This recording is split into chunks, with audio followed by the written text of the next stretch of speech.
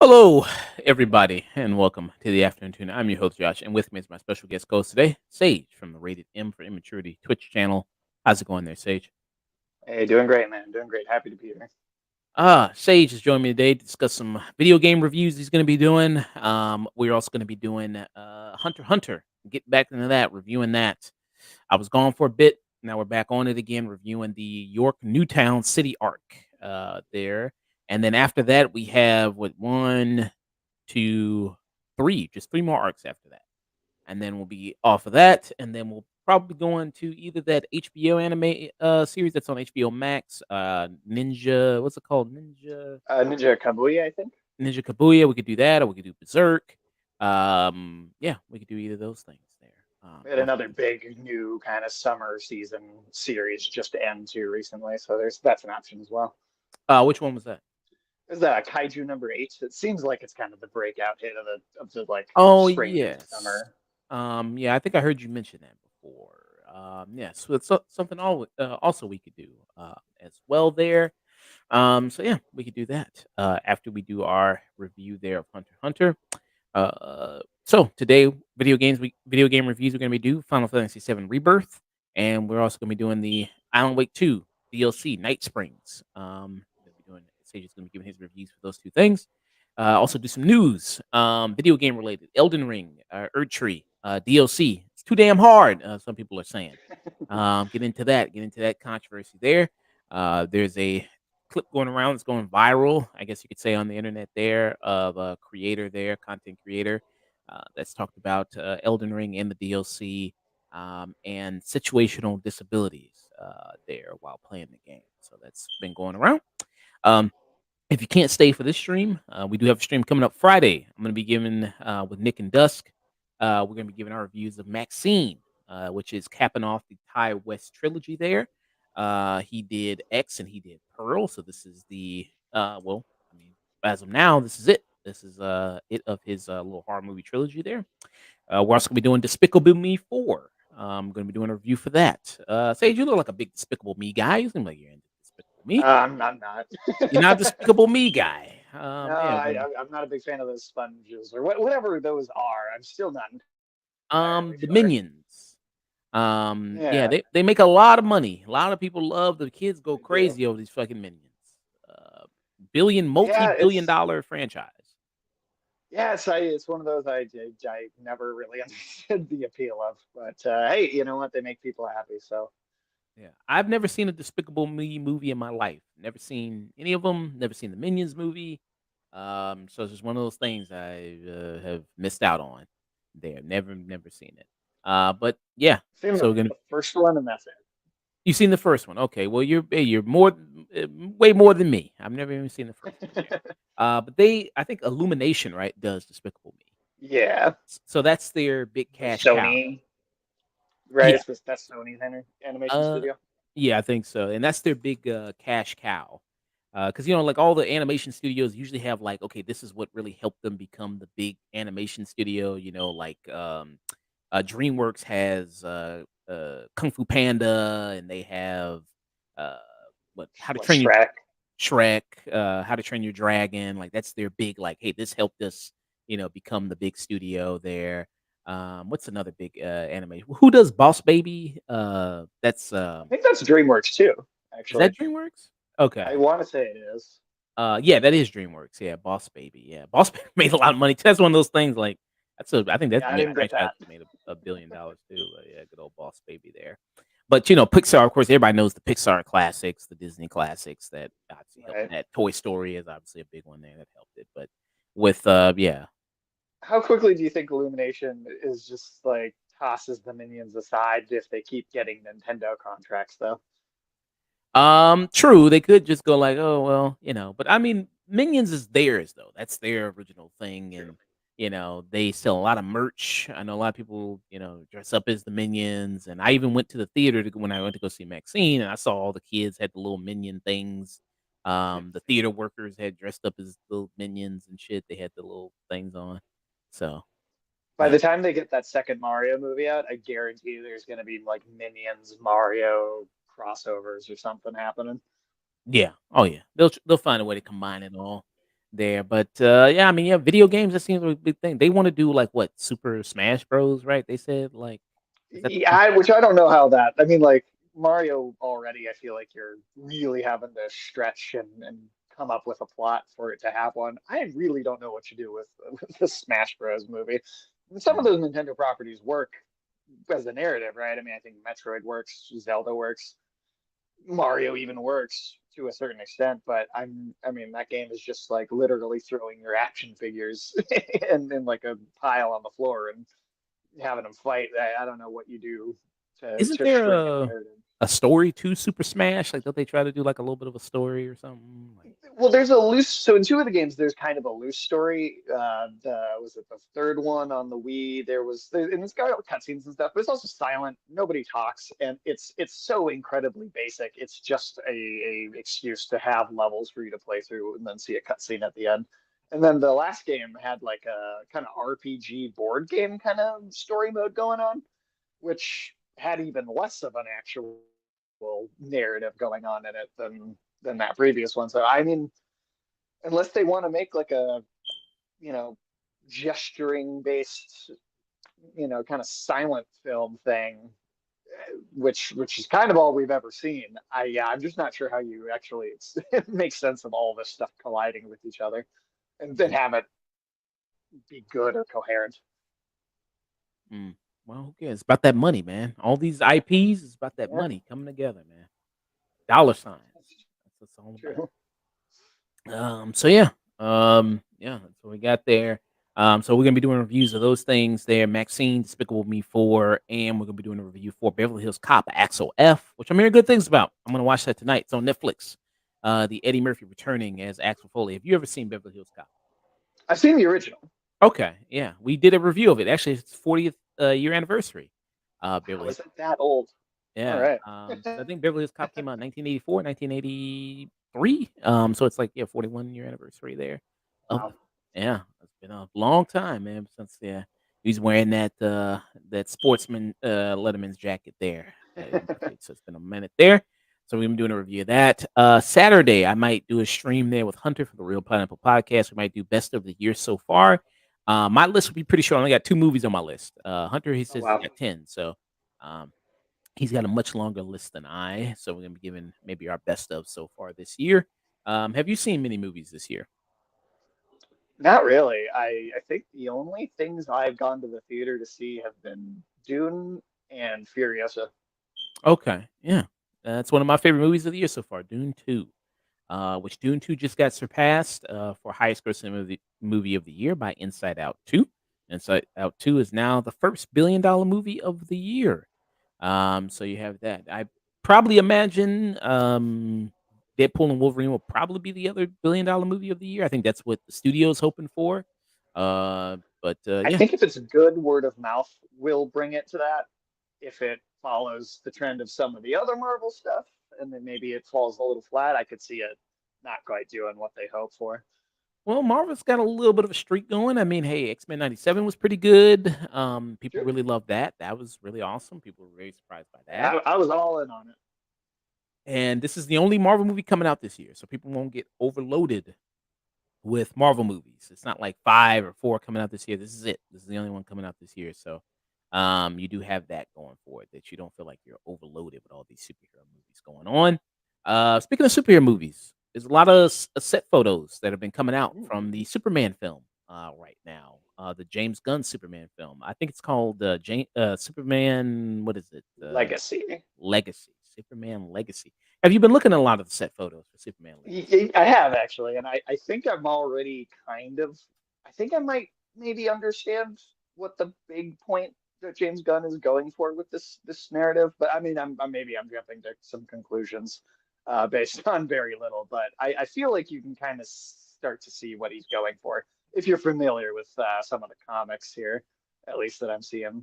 Um, The big thing, because you see, yeah, you've got lots of good set photos of his costume. I think it looks really good, honestly.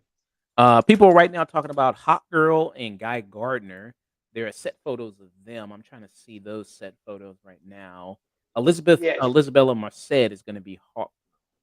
So I'm trying to find yeah. set And photos. Nathan Fillion will be Guy Gardner. Yes, he will be Guy Gardner.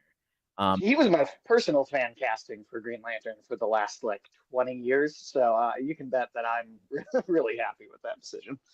yeah, and James Gunn. That's a frequent James Gunn collaborator. There is Nathan Fillion. So here's Elizabella Marcet. Here's Hawk Girl. How do you like the costumes? Pretty comic accurate for you?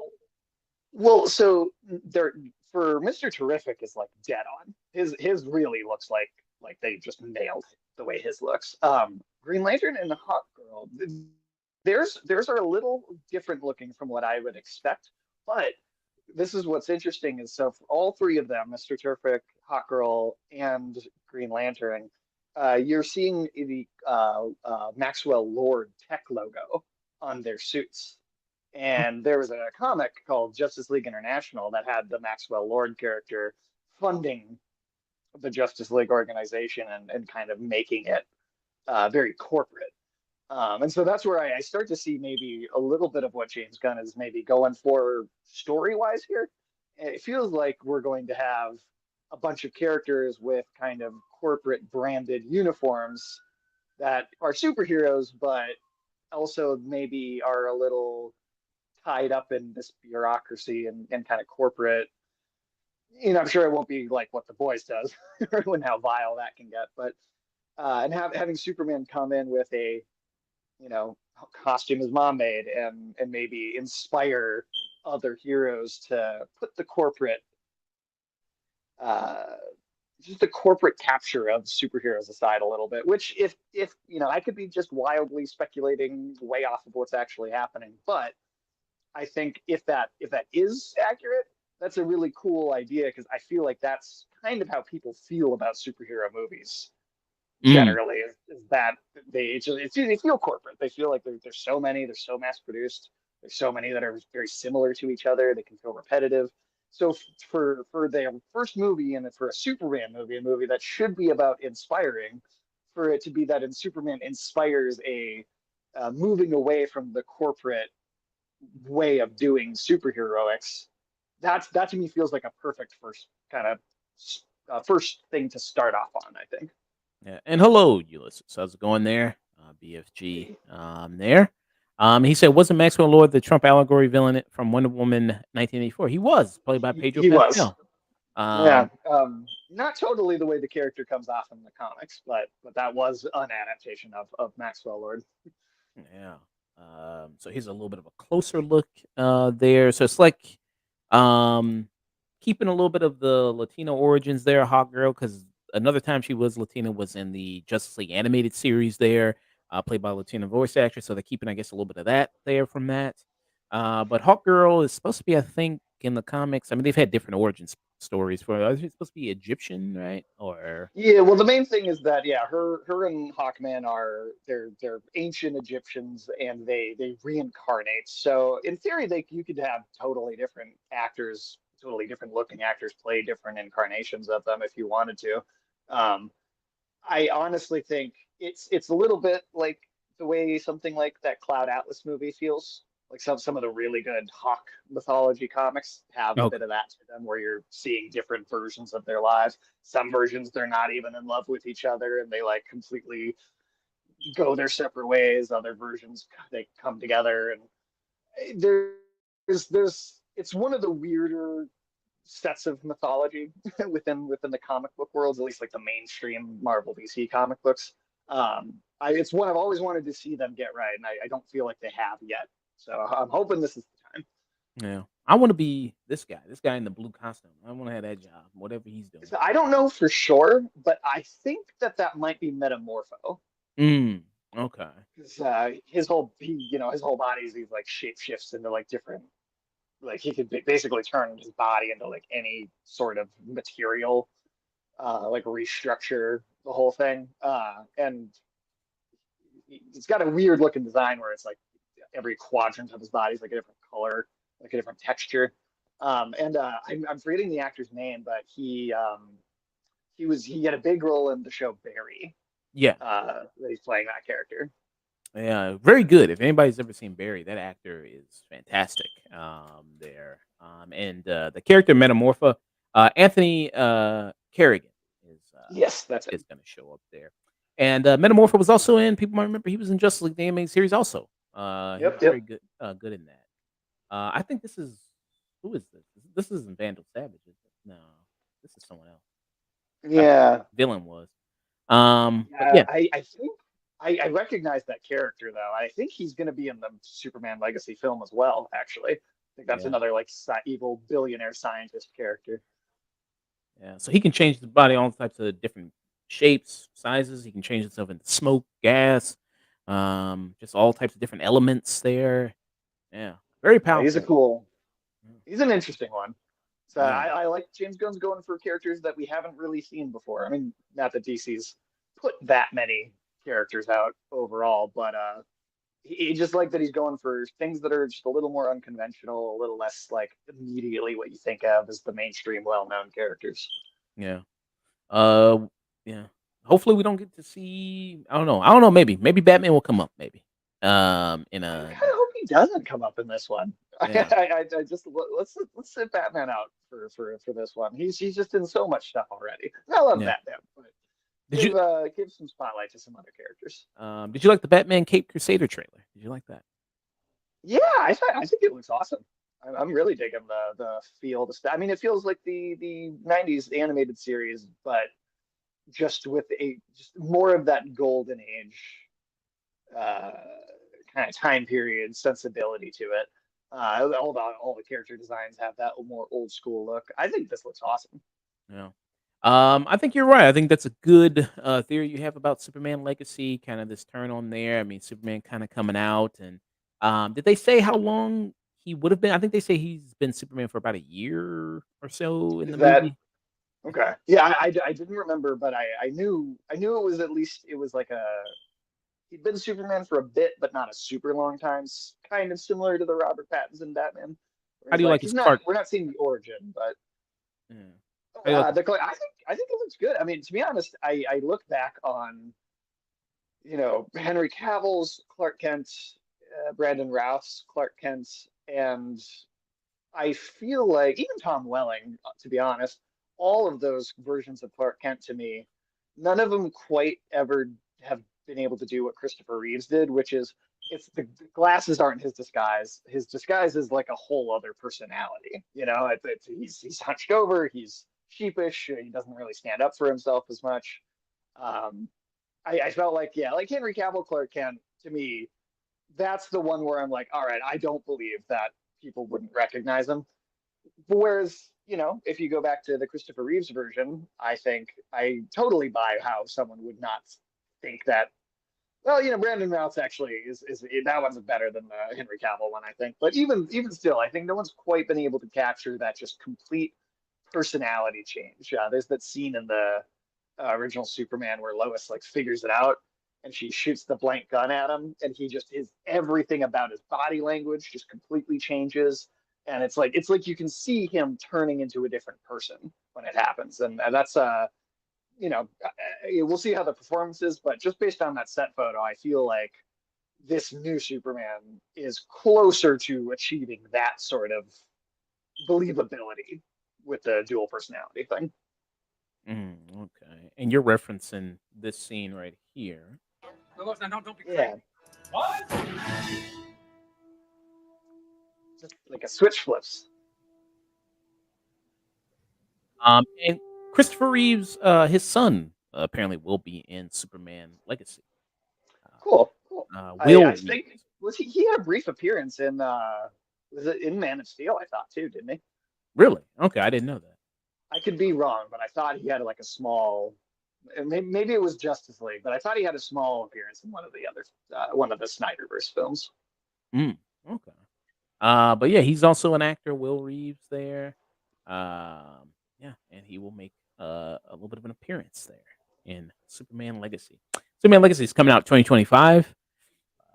And you already right. Your prediction about the Fantastic Four film was right. So Yeah, it's set in the '60s, and it's going to be an alternate universe type thing in New York. great. There, I think that's awesome. You don't go into that movie with nearly as much baggage as so many of the other MCU films. Then you can Mm, go in, and I feel like based on that, it should feel like you could go in and never have seen a Marvel movie in your life. If it's truly set in its own unique world that's not bringing anything up from anything else. At least that's what I'm hoping for. yeah. Do you think that the animated series, My Adventure with Superman, you think they do a good job of that? The Clark Kent Superman. You know what? I do think so, actually. I think that series does a pretty good job. I like in that show, I like the core kind of trio of characters. I haven't seen any of season two yet, but just based on the first season, I like the way they handle that core trio and those personalities. And that show's taking place at a point where I mean, he is just becoming Superman for the first time in this series. So, like, you get even more of that. He's kind of learning how to do the standing up for himself thing in general. But yeah, I think that nails it. The one thing about the show I don't love is the villains. I think just don't really click for me. But it's nice to just see Superman done right, just as a base. I feel like that's Ooh. been mishandled for so long.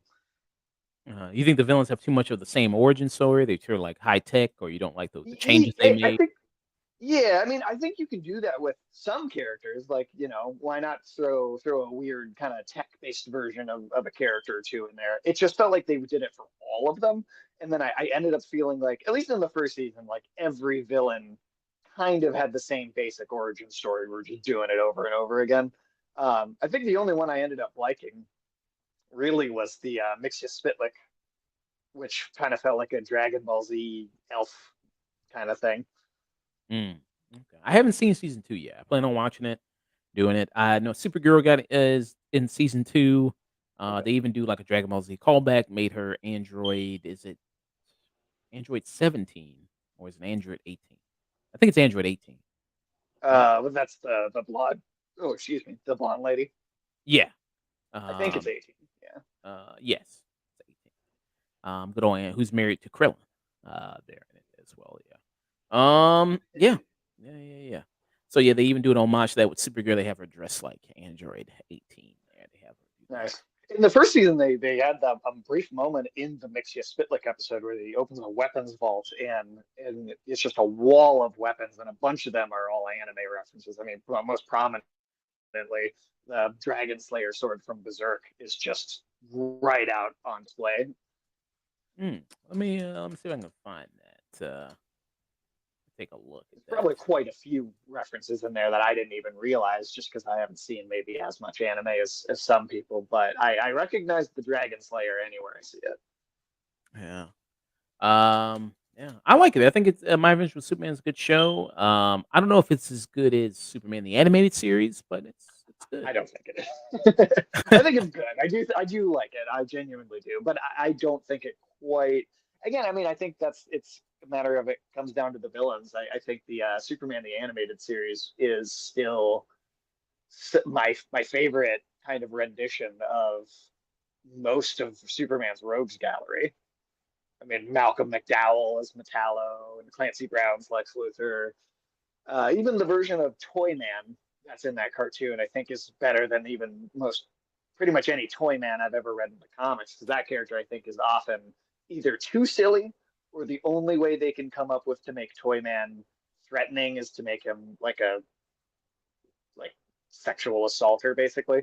Where in that show found the way they made him like almost like an Annabelle, like creepy horror doll. And I thought that was like by far the most inspired take on that character I've ever seen. Yeah. So, yeah. I'll be eager to see when the trailer comes out. Get the full thoughts there, because I don't like looking at set photos because the costumes and people complain about that and the way they look. Yeah, It's like I got to see them actually in the movie, to see how they kind of look and how the lighting hits totally. them and the special effects there. So I have to see it actually there. I But I'm do like, think even when we get the trailer, though, those will be the corporate branding costumes that will be tossed aside in favor of their like real costumes at the end of the film. or something. So I still think even when the trailer does come out, I think those will be like kind of temporary looks that are meant to not be as exciting as what we'll get later. Mm, yeah. Is there any Hawk Girl or Guy Gardner costume you particularly like? I mean, Guy Gardner, I feel like his classic just with the vest that he's got the vest and that's ridiculous looking bowl cut. He's looked the same for I feel like so much of his comic runs. That's a really kind of just go to for him. Hot Girl, I feel like has had more variation over time, but like her general look in like the animated series, I think is great. I think that holds up pretty well. You can add a little to it to make it look like real clothing in a movie, but I think at least the color scheme you should try and keep something close to that. Yeah. I know Hawkman got introduced. He got introduced in Black Oh, Adam. Black Adam. He got Yeah, I just watched that for the first time yesterday. did the hierarchy change for you? The DC? No, Oh, not even a little bit. uh, so I think that I don't know if he said that this. I don't think he said this was canon. I don't think. I don't think James Gunn. No, the only thing from any of those, I mean, he'll keep a couple of those actors from the Suicide Squad and the Peacemaker show, but the only thing outside of that is Blue the Beetle. actor for Blue Beetle. But even then, I'm pretty sure what he said is the actor for Blue Beetle will return, but the events of that movie aren't necessarily going to be factored into any story. Yeah, And like the next time we see him, it'll kind of be just like the actor will come back, but it might yeah. not really have anything to do with that movie. Well, I like that actor. I like the actors from Cobra Kai, and when they picked him, I was like, "That's a great choice." I thought that was a really, really good choice. Who you picked there? But yeah, I mean, this Black Adam, um, I this is mediocre. I mean, it's kind of the definition of mediocre or mid. This is It, boring for the most part. yeah. And then when they had like because they introduced the Justice Society instead of the Justice League, so you have Pierce Brosnan, who I thought that was good casting him as Doctor Fate. I thought he and Doctor Best Fate, part of the movie. he looked really good. I mean, because that's the first. Well, unless you don't count the TV shows, but this is like the first big screen movie appearance of Doctor Yeah, because he was in Smallville. I think he was in he was in Smallville. Smallville. Yeah, Yeah. that was a weird rendition of the character, but they did have him. Yeah, so he was in Smallville, which is kind of a lower budget type thing, so he was in that. But here, I think he looks really good. It's just that now we've gotten so many of these superhero movies, is everybody's like, "Oh, wait, is that another Doctor Strange?" It's like, well, no, I mean, he's the Fate and he can do this, and not just another Well, it Doctor. didn't You help know? that in the actual movie, most of his powers just they just the special effects just look like they're doing the mirror dimension thing from Yeah, Doctor Strange. Like he's got so many other things and maybe even more like dark occult kind of like god magic powers that I mean like they really felt like they really underpowered him in that movie. Comic book Doctor Strange or see me, I'm doing it now. Comic book Doctor Fate could go toe to toe with Black Adam, and you know he would be fine. He would it would not come off nearly as one sided in Black Adam's favor as it does in that movie. yeah. Ulysses of Black Adam was The Rock's ego trip. He says. I felt that hard. I mean, it just felt like the whole film. It felt very similar to the first Suicide Squad movie where we're gonna have this film that's about a character who's a villain or an anti-hero at best, and we're gonna say in the dialogue over and over again, they're not a hero. They're not a good guy though. But then in the movie, they're just gonna like be a superhero. We're just gonna depend on the characters saying that they're not to try and kind of Yeah. trick you into believing that's the case. Yeah. I mean, Uh, they made him fight Satan. They made him look so much like a superhero that the villain of the movie was just Satan. yeah. And he's fighting bad guys. I mean, he's fighting these people who are coming to take the Yeah, resources of the country, and it's like, okay, well, how you supposed to root against them or have a yeah. turn if he's in the right? He literally he kills slavers and terrorists and then the devil. It's like, all right, I get having a no kill rule with like Superman and like superhero characters like that. That might, but like Hawkman in the comics is the character who will, have a code, but if someone is, you know, owning slaves or like overthrowing a government in a third world country, Hawkman is someone who will bash someone's head in with his mace. So it was really particularly weird in that movie for Hawkman to be the like biggest kind of moralistic grandstander of like, well, we don't do that. That makes you not a superhero. I'm like, the Hawkman is like one of the first of the DC characters I would think that would actually kill someone if it came down to it. So that just was a weird character choice. Yeah. Did you like his costume?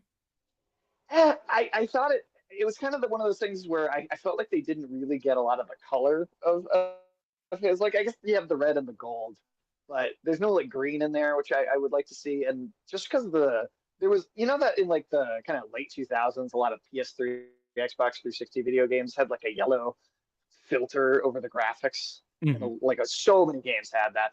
I kind of felt like that Black Adam movie had that. So like even like some of the characters like Hawkman, where the costume, I was like, maybe I'd like this, but it seemed like the post production like color grading was so just yellow that was like it's the only thing I could see sometimes.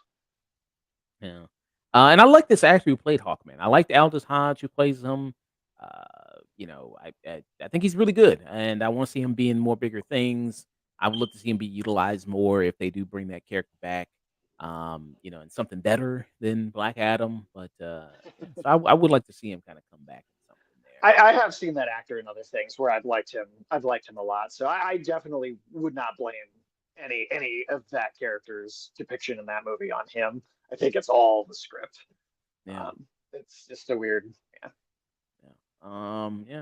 Yeah. I mean, I think he'd make it. I mean, I know Mahershala Ali is playing him, but I don't know if that movie will get over. We'll see if that we'll see if he sticks with the project Yeah, too but much I think longer. Hodge would make a good Blade. I think he'd make a great Blade. Yeah, I can see that. I Yeah. can totally see Ulysses said it was basically the plot of Broforce. He said. that. It kind of was. Yeah, it's just Uh, muscles win. Basically, it's just muscles win the day. We're gonna get this. The Rock also just really felt like he wasn't playing a character either.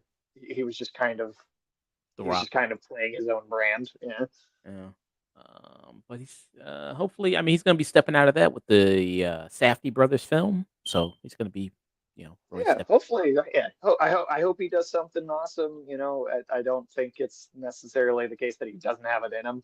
I just think I mean, I'm sure everybody's heard about those contracts where like him and Vin Diesel have where they can't be seen like losing in a fight scene, or like they can't be seen getting hurt too badly in the movie or whatever. So I hope for his own sake that he lets that go at some point. Yeah. Yeah. So there's that there. Yeah. Let's go. We're gonna get into these reviews, and then after we do that, we're gonna be heading out and then raiding somebody. Vanish Fears is on right now. Miss Gina Darling is on. Cat named Whitney's on right now. The backlog playing that multiverses there. So good people on that we can raid after the show there. That'd be awesome. Sage, let people know about you, what you got going on, your streams, what you got to be coming up next, all that good stuff. Okay. You can find me over at Rated and for Maturity on Twitch, YouTube, Twitter, all under that exact same handle. We just finally finished our Elden Ring playthrough, so we're moving on to some other games here. Evil West, we'll be playing Wolong Fallen Dynasty in the near future. Uh, we got just wrapped up our Uncharted 3 too. That was our most recent this last Tuesday. And then I think we're still deciding on what our next big game for that day of the week is going to be. But we are going to be, it's a little ways away still, but like a month and a half, we're going to be doing our big like debut launch stream for the Black Myth Wukong release. Ah, yeah, damn, you got ran over by the truck. I may have gotten a little overzealous with that sequence. Fun sequence, fun game. Good old Uncharted. Oh yeah, it, Uh, it's one of those where I think damn. it's not the best in the franchise, only because two and to me four I think are just much stronger narratives.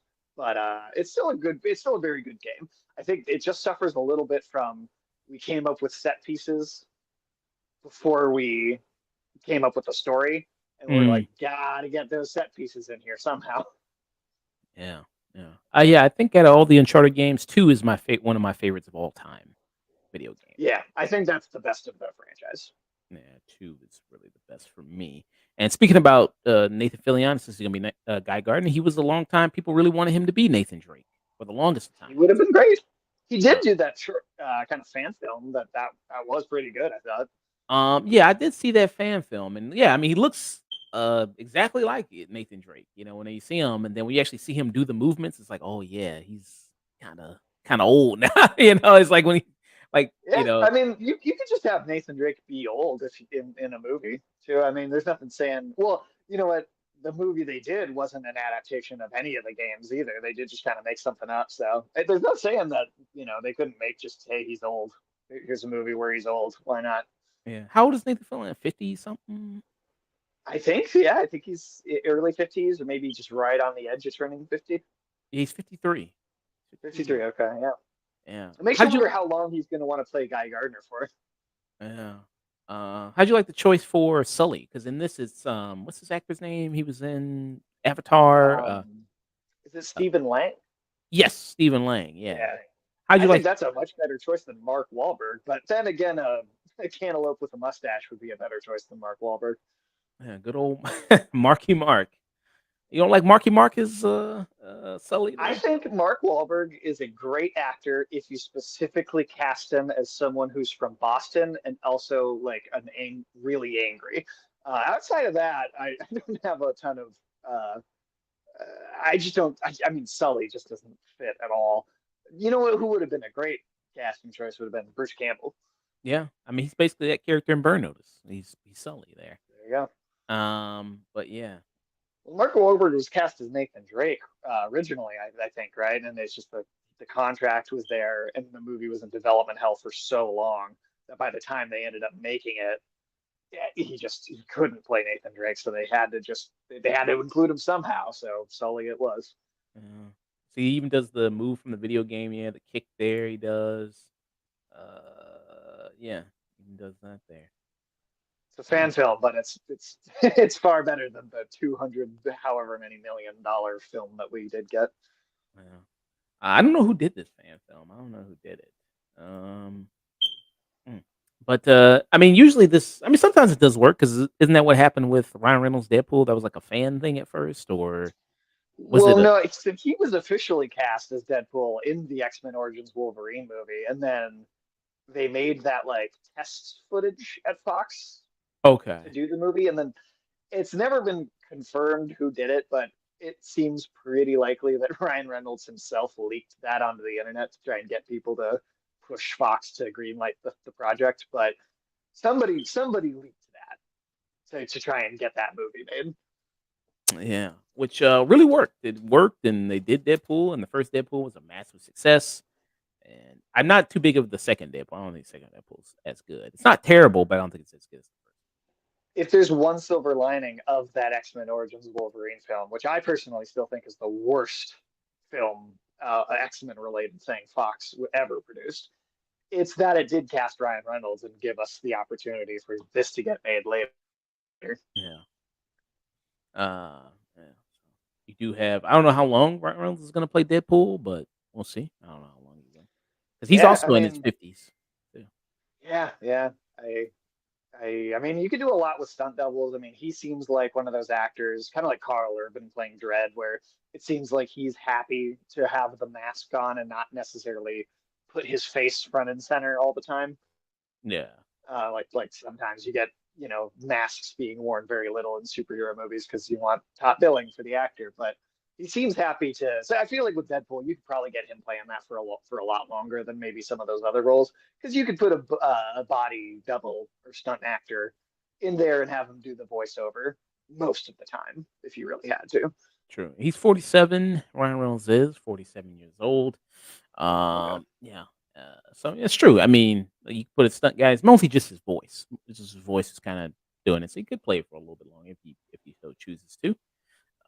You do have that there. All right. Let's get into some of these reviews. Did you have a preference what you want to do first? You want to do Alan Wake 2? You want to do Final Fantasy 7? Um, what do we do the Alan Wake one? I feel like that's probably going to be shorter. Okay. All right. Here. Sage is going to give his review of the new Alan Wake 2 DLC, Night Springs. He already did his review of Alan Wake 2 on this channel right here. You guys can go check it out on our channel, The Afternoon Tune. Just type that in YouTube and you'll be able to find Sage's review of Alan Wake 2. And Sage is going to be doing a bunch of video game reviews for us as he's done in the past before. But Sage, let us know about Alan Wake 2, Night Springs.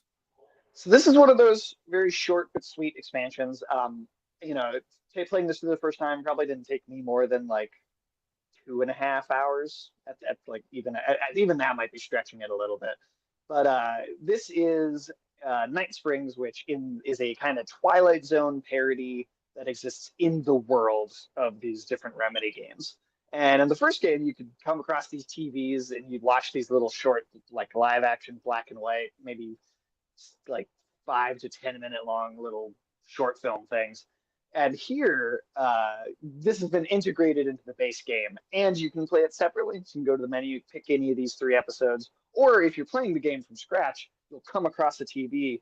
You can jump into it, play this, come back to the main game.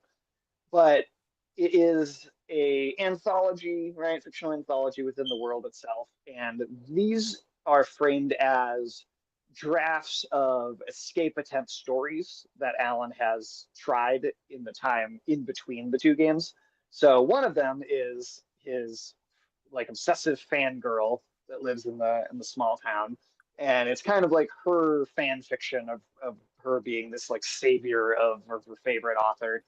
And that one's very goofy, very silly. Just it's very fun. It's almost the most Twin Peaks that the series has ever been, which was a big inspiration for Alan Wake to begin with.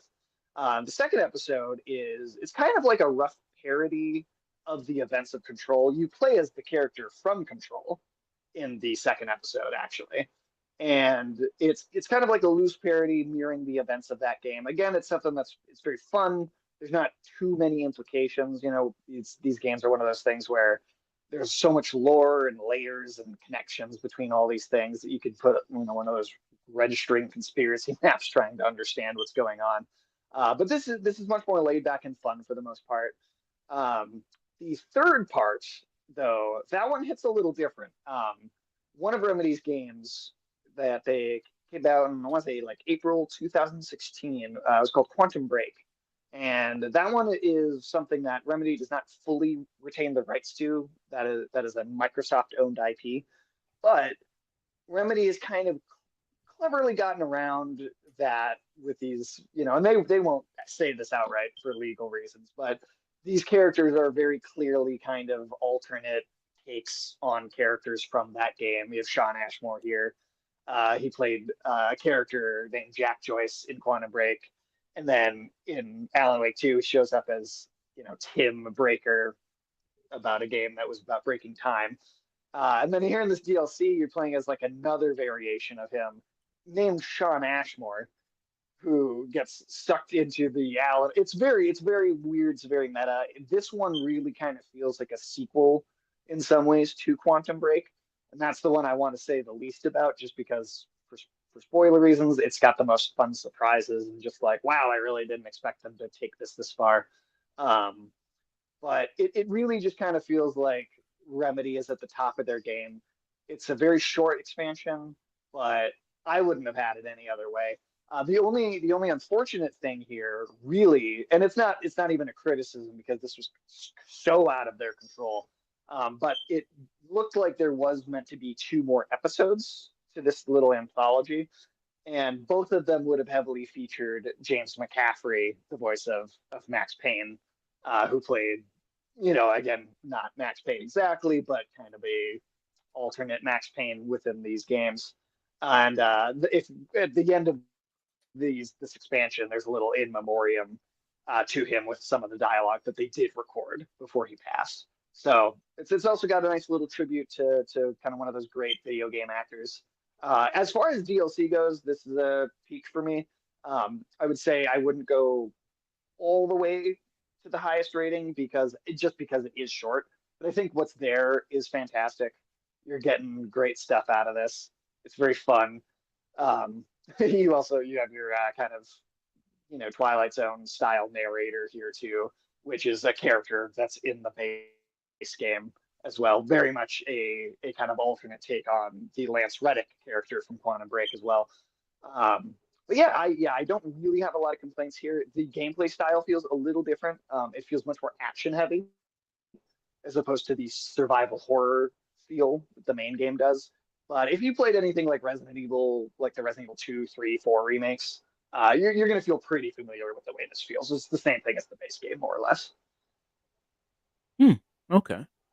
Have you played much other DLCs that have come out this year? God, big DLC stuff for this year? Not really. I mean, just I pop into the occasional Mortal Kombat character when those come out, but I can't think other than the Elden Ring expansion, which I have not touched yet myself.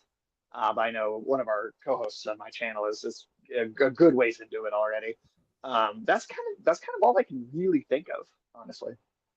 Mm, okay. I was just asked because I just wonder how does it compare to other DLCs that have come out this year. Um, Yeah, I mean, the last big thing I could maybe compare it to would have been maybe something like the Separate Ways DLC for Resident Evil 4 that came out late last year, which that I think was better overall, just because it just was much longer, it was much more fleshed out, it kind of felt like its own game almost in the form of a DLC. This really does feel like an expansion. But I'll also say, you get this plus one more expansion for only like a $10 upgrade to the deluxe edition of the game. Like normally season passes are like 20, 20, 30 bucks for a lot of games, whereas this it's like $10 to get both of the DLCs for this. So maybe they're a little smaller in scope in terms of just the size and how much playtime you get out of these. But I think one, quality over quantity, and the charge, the barrier to entry to play them is also a lot smaller than I think most DLCs. hmm, okay. So Sage for Alan Wake 2, Night Spring gives it a peak. All right. There. Let's be moving on here. So Sage has another review, and that is going to be for Final Fantasy VII Rebirth. Sage, what do you think about Final Fantasy VII Rebirth? This is an interesting one. I was curious to ask. You played the remake that came out a few like 4 years ago now. Yes, I did. And did you play it all the way to the end or just part way? Just part way. Okay. So part of the setup for this game revolves around the fact that in the remake part one, or just remake, however you want to refer to it, that game, 90% of it was a remake of Final Fantasy VII, right? But there were these small pieces that built up to this big conclusion at the end. Spoilers for part one of this remake trilogy, but the characters end up fighting like fate itself and stepping out of the kind of predetermined timeline of the original game, which creates like a split. So like the opening scene of this game is you're jumping back and forth between two worlds. One world where Zack, the character from like the Crisis Core spinoff of Final Fantasy VII, is alive, and like Tifa, Barrett, and like pretty much the rest of the crew all died at the end of the game. And then a second world, which is kind of your main one, where you play as the whole crew. Everybody got out. Zack is dead, like he's supposed to be.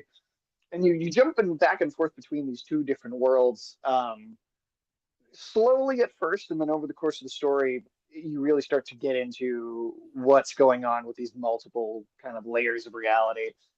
I almost think the subtitle for this game could have been into the Final Fantasy VII verse, because we start to get to that point of kind of zany kind of multiverse stuff here with this game, which some people don't love. Some people really were hoping it would just be a pretty straightforward remake of the original. Other people, like I think I would say I'd land in the second category, where that's such an iconic game. If you're going to do a remake, why not do something a little weird and fresh with it here, so that it's not just the same thing. But at the same time, I also think like probably a good 80% of this game still feels like you are following the events of the original. It's just kind of big moments, and especially at the end where we start to diverge and showcase a little bit of a different story. Um, but if for any reason, when you played the remake, one of your thoughts maybe you didn't get all the way through because hey, this is I've seen this, but it's cool, but hey, I've seen this before. There is new stuff there. That maybe motivating for some people to go through and finish it all the way. But how does this stack up as a sequel? I think is probably the biggest question. And I think this is one of those where it's a marketable difference over the last one. A few things about the last game that maybe bugged me. I don't know about you, but it was very linear. You were kind of railroaded down corridors for most of the game, and there's a few spots where it opens up and there's a couple side missions you can do, a little couple town squares, but then you kind of just go back to being going through a series of corridors. And here that's completely overhauled. You are let out into the whole world. You have this massive open world to explore at your leisure. If you want to just follow the main story, you can do that. If you want to explore and do side quests, you can do that. You got a much more classic RPG feel. It feels closer to the original in that sense. The first part of this trilogy only covered maybe the first 5 hours of the original game. This covers a much more substantial uh, amount of time of that. So whether you feel like it's still being padded and stretched out, which I think at times it kind of is. I do think it's a big negative for me that this does suffer a little bit from the open world fatigue that I think a lot of people feel in video games right now. There's so many mini games. There's so many side quests, and they don't necessarily all feel significant. I think it's not as bad as say like Assassin's Creed Valhalla, which I've complained about a whole lot for just having like 8 million objective markers that and they're like the same 10 things over and over. There is more variety here in your side content. It's not quite as repetitive as that, but it's definitely not as concise as it could be. In part, that's an answer. It's designed that way as an answer to the last game not having enough side content. So it's a balance. Hopefully, the third one can maybe strike that perfect medium. But I do think it is still a better attempt at solving that than the first game was. Um, Graphically, I mean, this is probably one of the best games out right now. Square Enix has always been good with their visuals. So and this game is gorgeous to look at. If you're a fan of the original, if you played the original, it's really cool to see all of these things updated and shown in such high fidelity. Um, the whole world itself to specific story sequences. I think if you have played the original, I'm not going to say too specifically, but if you were to guess where this ended to cut off to the third one, I feel like you'd probably be right on your first guess. But yeah, I don't know. I think that this is a big improvement over the last one in almost every single way.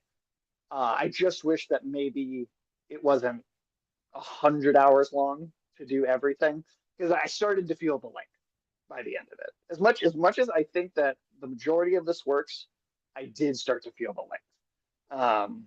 And there's also another negative too I want to bring up is there's a few story sequences where it's not quite a cutscene, but it's not quite gameplay, where you're doing some like quick time events almost, button prompts like you're slowly crawling across the ground and you have to press a trigger to move each arm, very slowly. And some of those moments feel like they want you to feel like you have a cinematic engagement, but also player agency at the same time. And you kind of end up feeling like it doesn't get either of those things. But that's just how I felt about Okay. So, some of the negatives for you would be some of the open world, kinda aspects of the game there, feeling a little too stuffed, a little too over bloated there.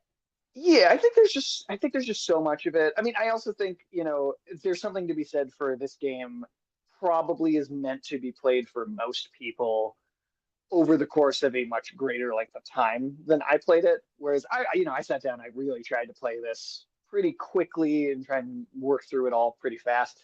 so that there may have been just some personal burnout on it that I'm willing to acknowledge. But I also think that there's a lot of side quests where it's just like, oh, here's a hunt for a mythical creature, and it's not that that's not fun, but I think there's just a certain amount of like, I would like to keep some pace with the story here.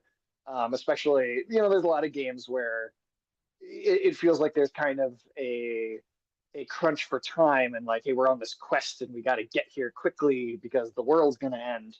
And then, you could spend, 40 hours of that game kind of just doing random stuff and walking away from what is supposedly this time sensitive mission objective. And that's just it's a thing I think that's just a little inherent to some open world video games where if you're going to give your player agency to your audience, it's going to clash with that story element just a little bit. It's not too bad. It's just something I noticed because I was trying to play as much of the side content as possible. I didn't want to ignore it. If I'm going to come talk about it on here and do a review for it, I want to engage with as much of the game as I can. And I just think they just went a little overboard with that stuff. Just a little too much of it. And then also just some of those cutscene moments where it's like you can just make this a cutscene. You don't need me to like press the shoulder buttons slowly for 5 minutes straight to make this engaging. Like it would be more engaging to just watch it. Okay. So what would be your rating for Final Fantasy VII Rebirth? Um, I'm gonna give it a strong, like a high tune in. A high tune in. I think it's one of those things. Like I said, personal burnout on open world design. I totally do think affected me just a little bit, but I could see how this would be a peak for a lot of people if you maybe just played it over a little bit more time. But that being said, I think the narrative here is handled very well. I like the new stuff that they're doing with the story.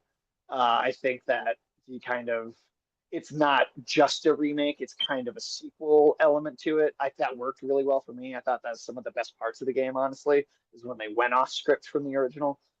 But yeah, just a few things like open world design that I'm a little fatigued by in general, and some of that just holds it back a little bit. But I will say the gameplay loop really fun, the combat itself really fun. They also made fighting like airborne enemies a lot smoother because that was kind of annoying in the last one. They totally fixed that. They looked at the criticism people had of the previous game, and pretty much every single thing people didn't like, they looked at and said, how can we improve this for our audience? And that's kind of what you want in a sequel, right? That's kind of what makes a great sequel is you take what worked, you shave off a bit of what didn't, you add stuff. Maybe not all of that new stuff works, but you can tell that they were listening to feedback in a way that I thought was notable, and it showed that there was a lot of effort put into this. All right. So you gave it a peak? I'd Or give it a high tune in, like not like almost a peak, but I also think this will be a peak for a lot of people. okay. All right. Nice. So that was Say's review of Final Fantasy VII Rebirth. There. All right. We're gonna be moving on to last review. Then we're gonna be doing some news, and then we're gonna be heading out of here, and then we're gonna be rating somebody. If your listeners or you had anybody that was on right now that I could rate after the show, please let me know. I'll go ahead give them a raid. Very very nice here. All right, let me pull up my notes for this good old Hunter here, and then we can go ahead and get started. All right. All right. Very good here. All right. So our final review of the day is going to be for Hunter x Hunter. We're reviewing this series arc by arc because it's a pretty big series. Probably the biggest series we've taken on thus far, reviewing animes. So we're reviewing it arc by arc. If you want to check out our reviews of the other arcs, you can do so at youtube.com, the afternoon tune, and you'll be able to find our reviews. I've done them all with Sage here. We've reviewed all the other previous arcs here of Hunter x Hunter. And which arc are we reviewing now? We're reviewing the York Newtown City arc there of Hunter x Hunter. Now this arc involves them kind of facing off a group of the mafiosos, like kind of these mob bosses here. this kind of evil group known as the Phantom Troop. But the story kind of starts off about Gon, who's trying to again, he's trying to look for his father. That's kind of the main overall kind of theme of this series here. He became a hunter because his father was a hunter. And he discovers like he's going through his father's things, discovers something there that like a message his father left behind, and then there's kind of a clue. In order to get the other part of the clue to find the location of his missing father, he discovers that it's inside an object there that's going to be in an auction. So they go to like this huge auction there, that's in this place. They're in York Newtown. When they go to this huge auction, a lot of the people there get assaulted and they get killed by this phantom troop, by these criminals here, and they end up kind of hunting. The phantom group kind of takes a special interest in Gon and the rest of his crew, and then they come into conflict with each other. Now it's been a little minute since I've seen this because I watched this before I left because we've taken a pause, but reviewing the arc. So it's been a little bit of a minute since I've seen this, but so far, I would say this is probably my favorite arc of the show, so far. I do really enjoy it. I thought it was really good. I think the villains they set up here is really nice. The different kind of characters there. I think they present a really dangerous threat to the art characters here of Gon, of Killua, of Karapaka. I think they do present a good job there, and a lot of the battles here are really good as well when they're kind of facing off. Uh, but I'm gonna pass it to Sage. Sage, what are your thoughts on the York Newtown City arc here? Well, I can say that this is the arc I disliked the least so far of the arcs on the show. Mm, Um, I do think that there is some plot momentum that's built up here, being having these organizations and the conflict between them. You have these it's like an assassins versus mafia sort of situation. Um, there is on paper, I think so much of that description sounds really exciting to me, than the way that you describe it. In practice, watching it, I still it doesn't quite come off as thrilling as I think it sounds like it would. Um, but I do appreciate that there is some movement here that I felt was missing in the arcs previous to this one. Um, there is like a character stake with I sometimes feel like I'm pronouncing his name wrong, but Kura is that his name? Karapaka. Um, Kurapika, okay. And these assassin characters, they had basically killed his entire home of people and like carved their eyes out to sell them. And so it's the first time in the show where it feels like there's a personal stake for one of the characters that we've been spending time with, like more than just I'm gonna pass my DMV test sort of situation. But like it feels like he's actually, hey, something actually happened to me in my past that is coming back up again. There's a actual threat here that I'm going to deal with, and it actually might result in some deaths, and it does. So there's something here that I think the show was lacking up to this point. I still though I still feel like I just even with these characters, these assassins and these mafia characters, I don't love the character designs. And I know I probably sound like a broken record with these reviews, but um, I think that the animation itself is good. It's well made. But just like from an art direction perspective, I just don't think these characters are interesting to look at. And so even though I think it's well put together and these action sequences are clearly time and effort was put into them, I don't think they cheaped out on it. I still find myself kind of not very absorbed by what's happening, just because the art direction underneath that animation to me just still falls flat. Mm. Okay. So you have Karipika. We kind of didn't see much of him, I feel like, in the other kind of arcs. Not as much as we have in the first arc where we got introduced to everybody. It's a lot of been just gone and then Killua. A lot of their adventures, them training at the tournament, them learning Nin, various things like that. I feel like we haven't really gotten a whole lot of Kurapika. He comes in every now and then, but here it feels like a lot more is kind of also dedicated to him here. And so what he's doing is he's the bodyguard of a daughter of the head of the mafia family. There's a hit that's going to be out on her and out on her father there as well. So that's what these assassins are kind of doing, is trying to kill in like this war between the assassins and mafia, as you said. So you didn't like the designs of the mafia figures? I mean, of the assassin figures of the troop there, the Phantom troop that you kind of see Yeah, there. yeah. I just kind of, I don't know. They just don't stand out as being all that interesting looking to me. And again, it's not a matter of the quality of the animation. It's more just it's kind of just for the whole show. It's been an art direction thing for the whole series where like gone even the main cast. I feel like just are a little bland in their design and visual aesthetic. And I kind of just feel the same way about these villains. There's this I don't know if I don't want to say lack of creativity necessarily, but I don't know, something about the way they look just doesn't really do a lot for me. Yeah, I don't know. I mean, I like the kinda they had a little bit their own little bit of skill set there that they had, power. You had the one character we saw, Karapika fight, the big kind of, he kinda looks like, that character from Street Fighter. What's the character name? Are you thinking of the green one, Blanca? Blanca, yeah, it kinda looks like a little bit Yeah, like Blanca, has a Blanca thing to him. There, we also see your favorite character, there as well, who's a part of it, Hisoka, he's a part of the crew there. For a yeah. little bit, we see him.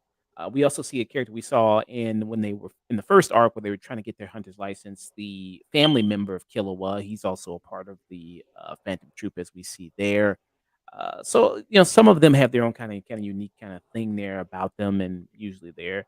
When it comes to a lot of the animation as far as their look them, I think they had a distinctive enough look for me in design wise. I don't know how it is in the manga there, how that is. I haven't read the manga. I can't say I've really spent much time comparing the book version.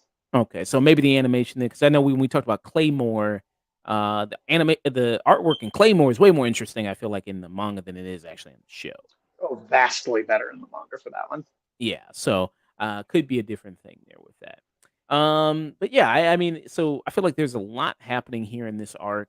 At first, it kind of seemed a little dim of like, okay, we're playing scavenger hunt of them, and because they have to go to the auction to bet on this thing to get the game console, so he can get the other part of the clue to find his father. And I was like, okay, well, I'm not really as interested in that. But yeah, so I wasn't really as kinda interested as, in that as much, but when it kinda gets going from that, and then what happens at the actual auction with the assassins, and then from there, how they kinda continue with that, I was interested in that. I kinda liked a lot of that.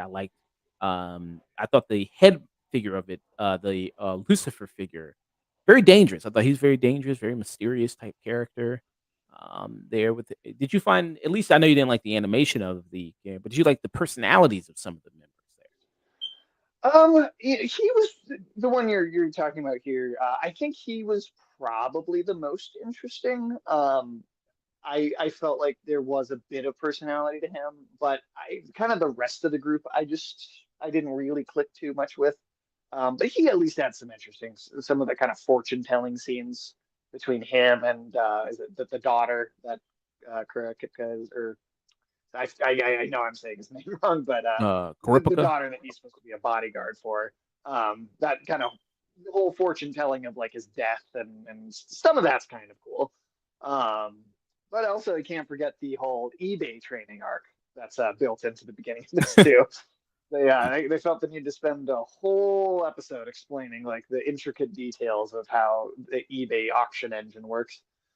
Yeah, well, it was helpful, man. Sometimes you don't wanna get, ripped off, man, sell too high, you know what I mean? Sell too low, buy too high, buy too low. It's important to know that. While he Yeah, tries to, they uh just I guess I just wasn't necessarily looking for this for a TV show to kind of give me the play by play on that. you But know, him trying to get his, PlayStation 1 there, he's trying to get the PlayStation 1, as he's trying to get there.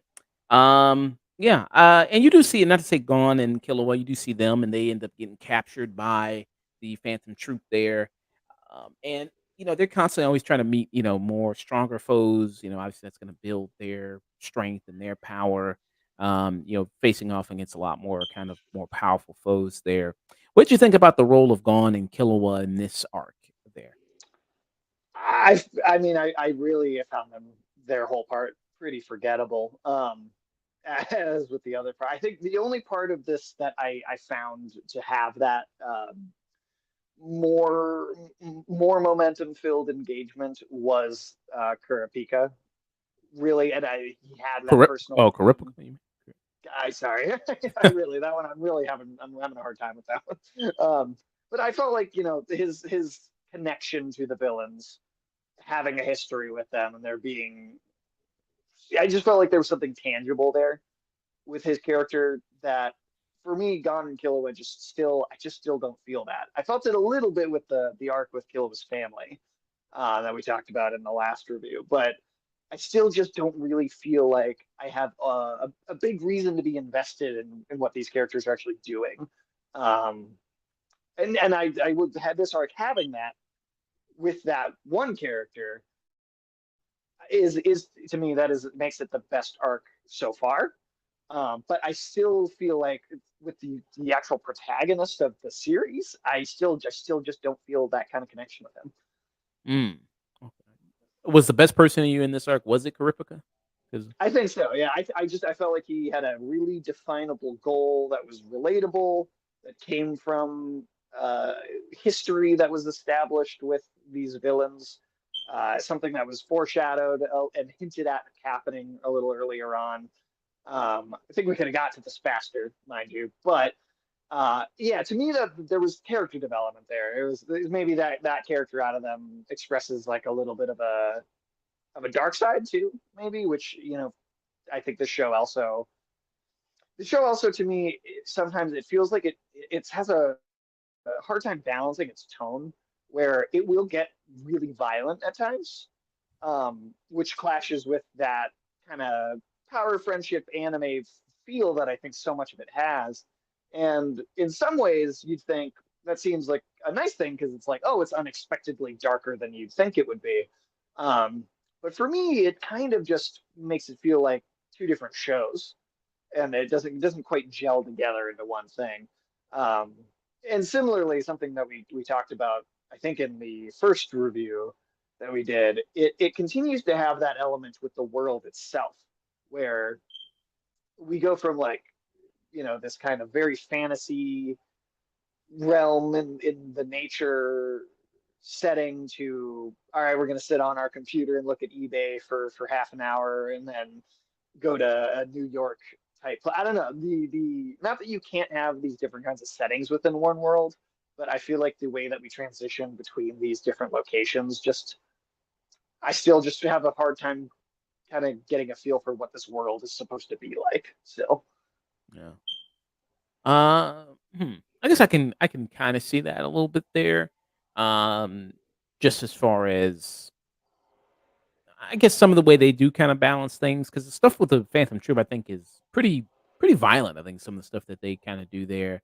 And then especially, like, because Karipika is with other, hunters bodyguarding the daughter there, and you do see some of Mm-hmm. them get taken out. And there's a scene where the Blanca looking dude, and he kind of comes in and then wipes out these other people that are meant to kill him there, and you think like, oh well, what is he gonna do to get out of this situation? And the way that he deals with them is pretty violent in a way there. It makes for a good moment though. I think it makes for a kind of a good moment there. But yeah, I can kind of see. I think the MVP of this arc is Karipika. I think he's really great there. I think he does a fantastic job of a lot of stuff. Like I said, the more connection that he has with the assassins is good. I think the villains here are really good. I think the setup of them and the establishment of them are really nice. Their kind of own code and the way they kind of work. The kind of the little bit of a democracy they have as far as voting goes of like what they're going to do in their actions. I thought was interesting when you see them actually in their hideout trying to make decisions or trying to figure out what to do. I thought that was very good. Um, Yeah, I really have, a lot of positives, about this arc.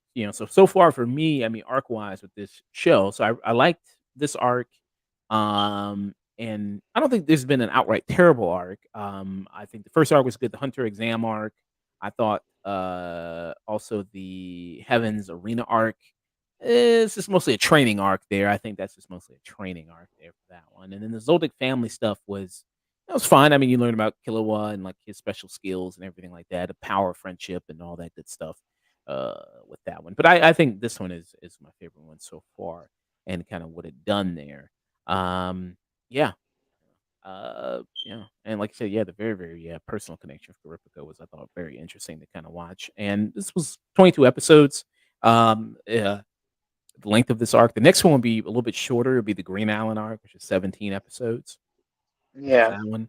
Have you already seen that? I've finished the whole show actually already. Okay, so you finished the whole show already. So yeah. So it'd be interesting to get your thoughts on the Green Island arc when we come up on that one. I don't know what that one's going to be about. But yeah.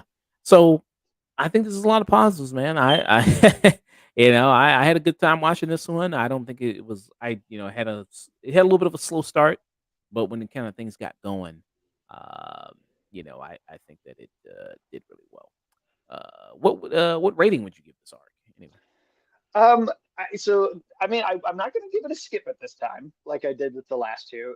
This one, I'm going to give stream it kind of on the lower end of stream it still. But I didn't think it was just a. I didn't feel like I was just watching nothing happen, uh, the way I did with the first two. I felt like there was actually events. There was momentum here. Um, there was character building, at least for one character, that I thought worked. I still don't think the cast as a whole is working in that sense, but at least just one of them that's better than I think, in my opinion, than what we had before.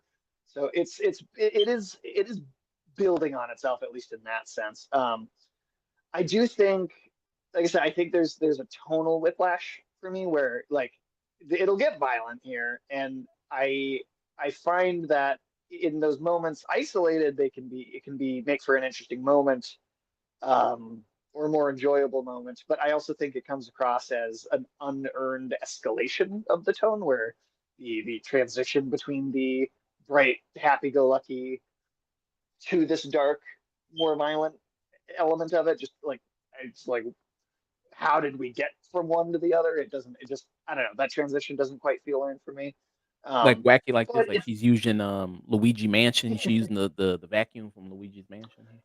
yeah, I just get Luigi in there as like a crime scene cleanup crew guy. But yeah, I'm gonna give this one the lower end of a stream. It's the most positive I've been on the show so far for sure. Um, I think it's working better, but I still kind of think it's just this. I still think this is just okay. Okay. I'll give it a little bit high. I give it a tune in for me. Just because I thought it was enjoyable, kind of the dynamic between the heroes and the villains in this episode and this arc here. I thought it was very good. Get to a little bit see Macripica shine there. Still not a lot of Lario for him to do. It still gets kind of the short end of the stick. A lot of stuff there, but Yeah, I don't think that's changing. yeah, he's still training. He was trying to be a doctor, right, or a lawyer, doctor, right? Doctor. um, I think so. I think Yeah, so. he's trying to be a doctor. Yeah, trying to be a doctor. Two options: lawyer, doctor. They're trying to Buy do your that. way into it. I don't know if I trust that kind of doctor. Yeah. Well, hey, man, school's expensive. Even in this, you can't get escape student loans. You need a good way to get through that. So that's why, yeah. So Lenario, yeah. So good to see him. So not a lot of stuff with him in this arc, but yeah, it feels like he gets the short end of the Don't stick. worry, there's an episode coming up where he spends 20 minutes explaining exactly how student loans work. So, Oh, nice. Okay, need that. Need that. Good. Need that. So you gave it to stream it. I gave it a tune in for Hunter's York Newtown arc. And after this one, we're gonna be reviewing Green Island arc there. The largest one is the Chimera Ant arc. That's large, 61 Yeah, episodes. that's like 60, 64 episodes or something like that. That's the longest one by And it's far. the beefiest one there. All right. So yeah. We get this little bit of news, and then we're gonna be heading out of here and then raiding somebody. So, um, Elden Ring. Elden Ring seems to be hard for a lot of people. Elden Ring, this new DLC that kind of came out for their Elden Ring Shadow of the Earth Tree there. You've played it, you've beaten it. Um, what are your I've thoughts beaten on the it? main game. I haven't played the DLC at all myself. Oh, okay. Um, I will be getting to it on my stream a little later in the year. We finally just finished the main game for Elden Ring, so we want to take a little bit of a break, do a couple other things, and then come back to it. But I can't wait to play this. And my co-host that will be doing that on the stream with me, he is a large portion of the way through this DLC already. okay. And what are his thoughts about it? So far, I've heard nothing but good things. I see the trouble that people are having with this. I think there's a couple things that factor into that.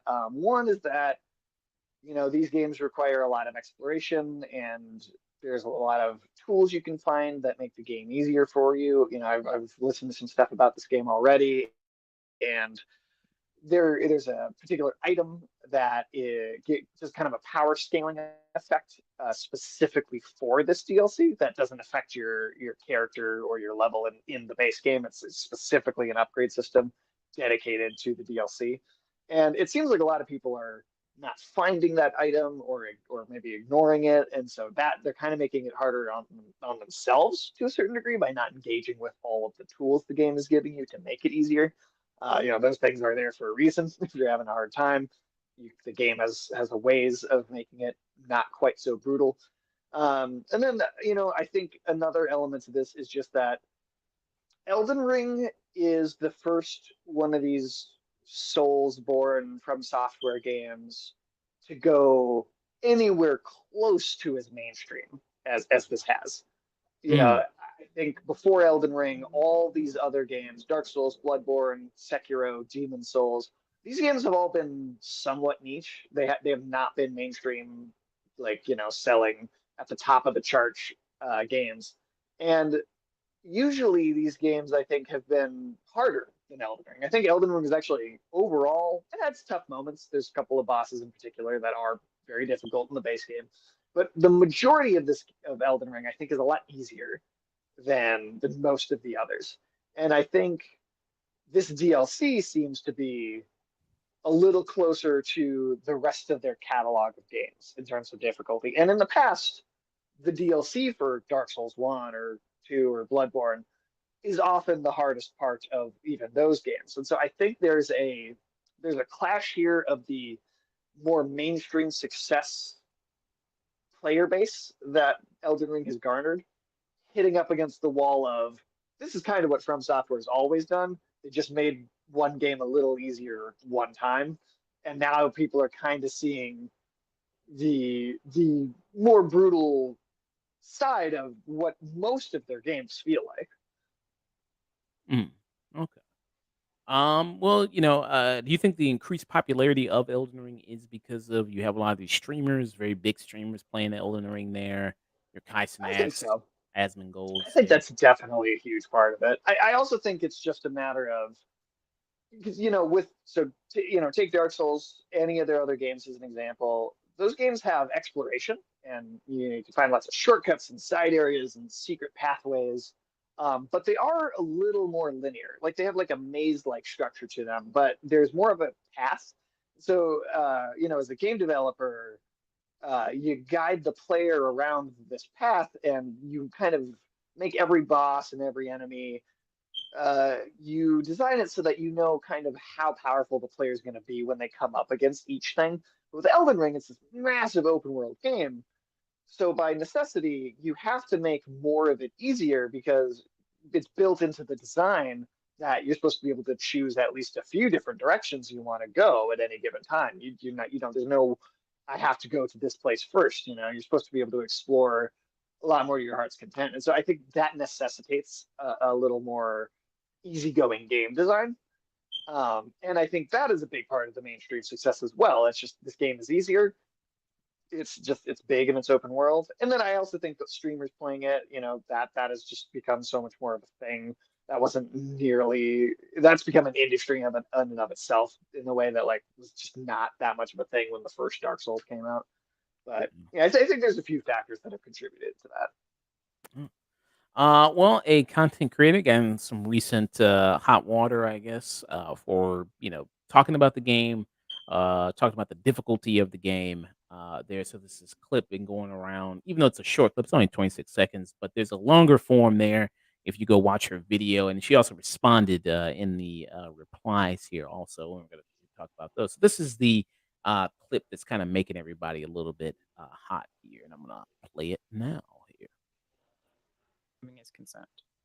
There are long-term disabilities, there are situational disabilities, there are temporary disabilities.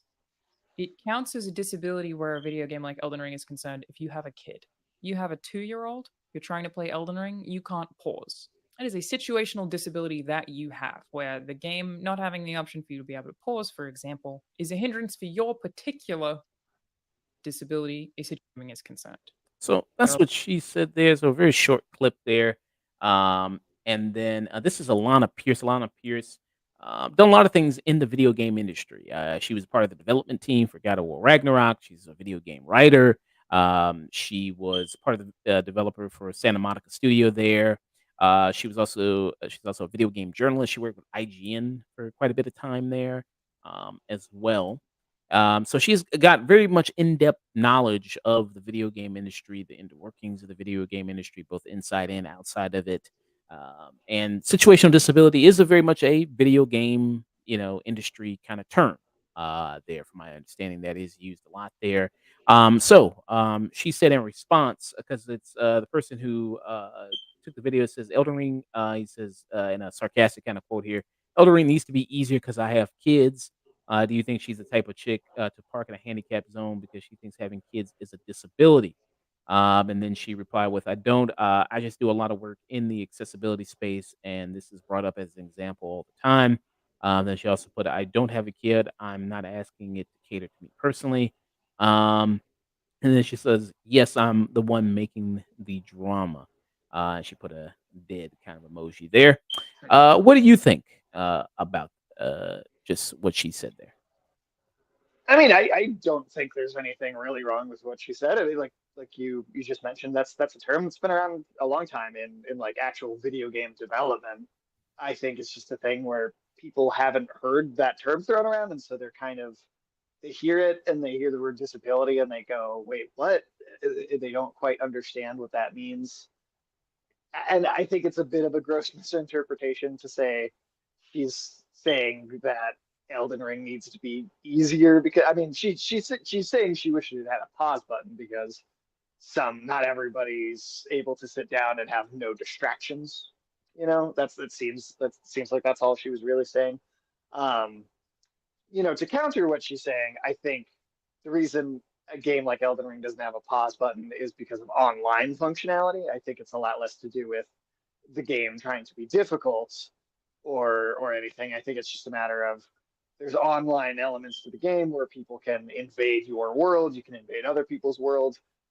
You can't pause a match in Call of Duty either, right? Because you can't pause everyone else's game when you need to pause. So I mean, that's I think the simple explanation as to why that is there. But I also like if somebody's like, "Oh, I wish there was a pause button in this." I don't think that's any reason to be like upset with them for wishing that to be the case. And then she further elaborated in this video here, just to further there. Disagree with that. Majority of that video is me saying, no, I think that you should get good. Like I did literally say get good in it. The second part of that video, I wanted to talk about something that I'm just going to give with more detail now about accessibility design and why when people talk about being against a game being accessible, I think it's really silly because accessibility is so much broader than just a guy in a wheelchair, which is what most people seem to think of when they think about accessible design. But when it actually comes to that design, it is much, much, much broader than that and will definitely apply to you at some situation in your life. So in this video, I was talking about that. I was saying when people ask for accessibility in games, they aren't asking for an easy mode because they also just want to experience the hard game. They're not trying to get it to just be easier. And I was saying, accessibility design is so much bigger than people think it is. An example I used, and to be clear, I wasn't even advocating for this. I didn't say that I think it should be there. It was just an example. An example I gave where let me just show you the clip first. Let me show you the full clip. And people are asking for accessibility are not actually asking for an easy mode. That is Yes, bro. Saying that we saw already. But yeah. So she goes on. If you want to watch the video there, and this is her YouTube channel. If people are going to be checking it out here, you can watch her "Let Me Explain" video there, and you can watch the original video where the clip came from there. As well, I recommend checking that out if you can. But yeah, I mean, when these kind of conversations are brought up, because I remember what was the game that kind of got brought up of people saying that there should just be only an easy mode with it. There was the gaming journalist there who said that this game is just too difficult to play. You remember that? That was I mean, was it one of these From Software games I that are think it just might have known been for from being these From Software challenging? games, but just in terms of when people talk about these kind of games of games being too hard, there should be even something maybe below an easier mode there in terms of that, and then people kind of get mad there. Um, yeah, I mean, when she kind of hearing her more explain about accessibility and accessibility settings there, have you ever used like kind of some of those settings before there in gaming there? Is that relevant to you? I'm probably not most of them, but I mean, I do always have subtitles on because my hearing's not the best, and sometimes I'll miss them if I don't have the words on the screen too. So, like, I mean, I think that counts, even if it's a small thing. Might not be one people think of as being that, but it is. Um, I mean, I don't really see much of an issue with what she's talking about. I think the only maybe counter argument that I think you could put out there is in terms of like the difficulty and having like difficulty options might just be, if a studio, if it's their art and they want it to be difficult, that's, I think, on the artist to make the thing and how they want to make it. But in terms of like, hey, this hard game could be super hard, but it'd be nice if it had a pause button. I mean, that seems reasonable to me. Like I said, that online functionality element, I think, gets in the way of that. I don't know how you kind of do both of those things at once, but just that simple kind of making it not an easier game, but an easier to engage with game seems like that's how I'm understanding what she's saying. But Yeah. So what I'm talking about, so it was a guy named Dean Takahashi here, and he had difficulty with Cuphead. He couldn't beat the Cuphead tutorial. oh, is that with the video where he can't get out of the tutorial? Yeah, he couldn't get Okay, well, out of that was a little sad to watch. I'm not gonna lie. it. And he tried for 26 minutes. He couldn't get. I was like, damn, bro.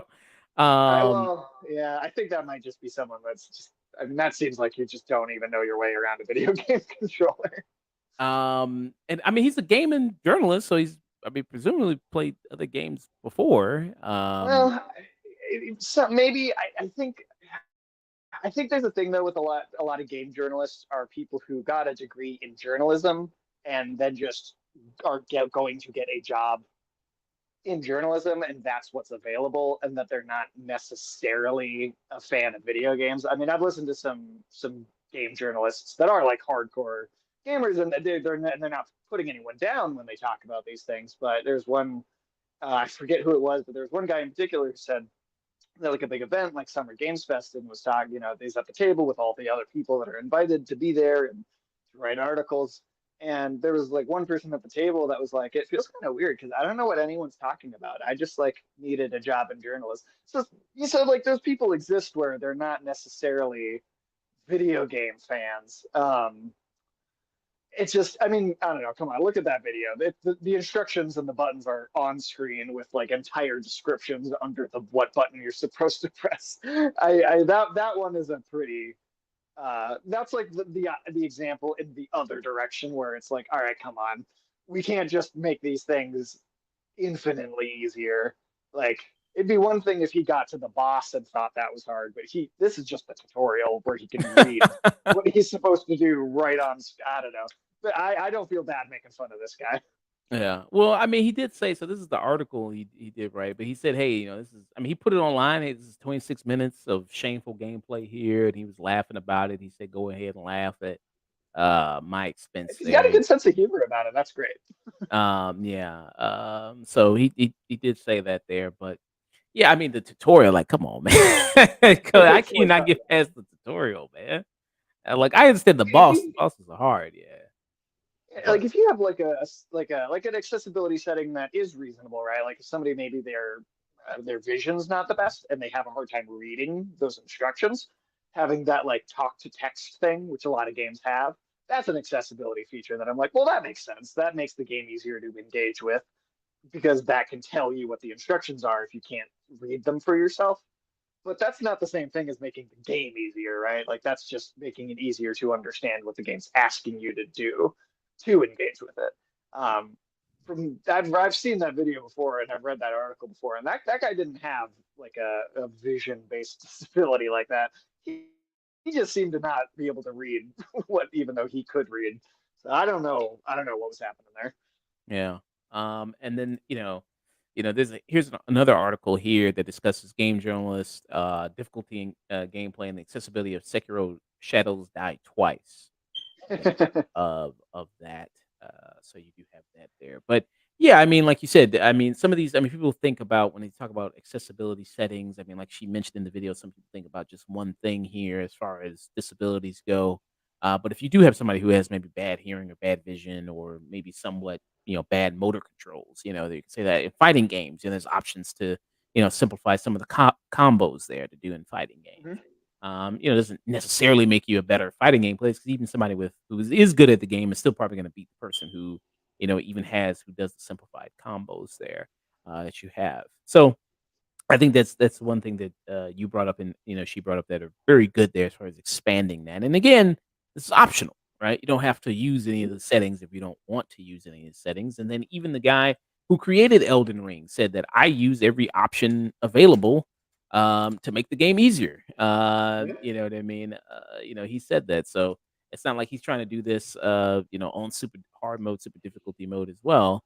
He's trying to make it also a good experience to play there.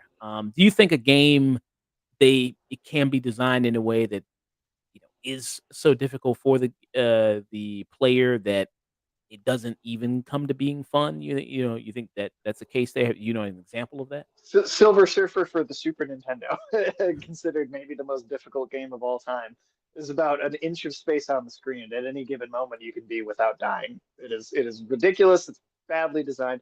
I think I think difficulty can manifest itself because of bad design.